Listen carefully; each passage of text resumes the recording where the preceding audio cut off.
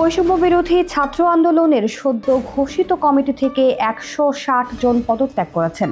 জুলাই আন্দোলনকারীদের অবমূল্যায়ন ও অনিয়মের অভিযোগে ১৯ ফেব্রুয়ারি রাত ১১টার দিকে চাঁদপুর জেলায় এই ঘটনা ঘটে। এর আগে ২১৭ সদস্য বিশিষ্ট আহ্বায়ক কমিটি ঘোষণা করা হয়। বর্তমান কমিটি লবিংয়ের মাধ্যমে অথবা অন্য কোনোভাবে দেওয়া হয়েছে এমন দাবি করে ঘোষিত কমিটির যুগ্ম আহ্বায়ক মুজাহিদ শিহাব বলেন, কমিটির বেশিরভাগই জানে না কেন তাদের নাম রাখা হয়েছে। এই কমিটিতে স্থান পাওয়া বেশিরভাগ বৈষম্য বিরোধী ছাত্র আন্দোলনের স্পিরিটকে ধারণই করে না। তাদের বেশিরভাগই বিভিন্ন রাজনৈতিক দলের ম্যান্ডেটে কাজ করছে বলে অভিযোগ তোলেন তিনি।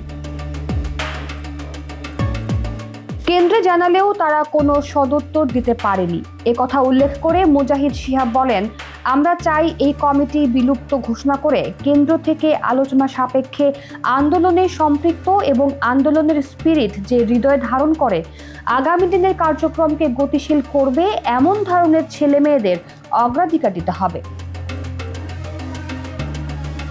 মুজাহিদ শিহাব আরও বলেন, শুধুমাত্র এই কমিটি বাতিল করে নতুন কমিটি দিলেই হবে না, আমাদের জানাতে হবে কেন্দ্র আমাদের ধারণ করে কিনা, কোন আলোচনা বা প্রতিনিধির মতামতের ভিত্তিতে এই কমিটি দেওয়া হয়েছে সেটি জানানো না হলে কেন্দ্রের কোনো নির্দেশনা নিজ জায়গা থেকে বাস্তবায়ন করবে না বলে স্পষ্ট জানিয়ে দিয়েছেন তিনি।